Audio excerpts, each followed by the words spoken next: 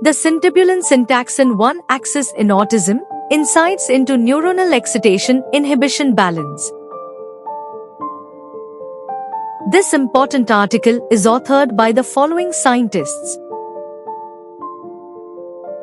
Autism is a complex developmental disorder that affects the central nervous system, leading to disturbances in relationships and communication with other people.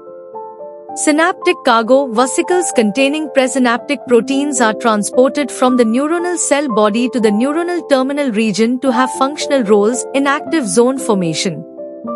Former research studies showed altered levels of up to 25 different synaptic proteins with a special focus on SNAP47, GRIA34, GAP43, synaptotagmin 2, LRFN 2, SV2C and syntobulin. Syntobulin works as a key component gene of membranous cargos and motor cargo interactions are not completely understood to date. Recent research identified a syntaxin 1 binding protein called syntobulin. Syntobulin links syntaxin-containing vesicles to microtubules and moves with syntaxin in neuronal brain processes. Knocking down syntobulin expression or disrupting the syntobulin-syntaxin interaction hinders the attachment of syntaxin cargo vesicles to microtubules and reduces syntaxin 1 distribution in neuronal processes. Conventional kinesin, a heavy chain, binds to syntobulin and associates with syntobulin-linked syntaxin vesicles in vivo.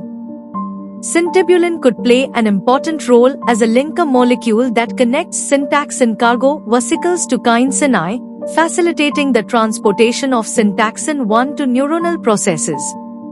Syntobulin regulates neuronal excitatory and inhibitory imbalance by transporting syntaxin 1b more than syntaxin 1a to the presynaptic membrane formation. The gene for syntobulin is found on human chromosome 8q23.2. in mouse on chromosome 15. Moreover, the exact role of syntaxin 1A and 1B is of utmost importance in autism spectrum disorders. This review sheds light on the role of syntobulin syntaxin 1AB axis and mentions different synaptic cargo transporters which could play important roles in the pathogenesis of autism spectrum disorders in childhood. Further molecular research should focus on studying synaptopathies in autism spectrum disorders to develop new hypotheses for pharmaceutical interventions.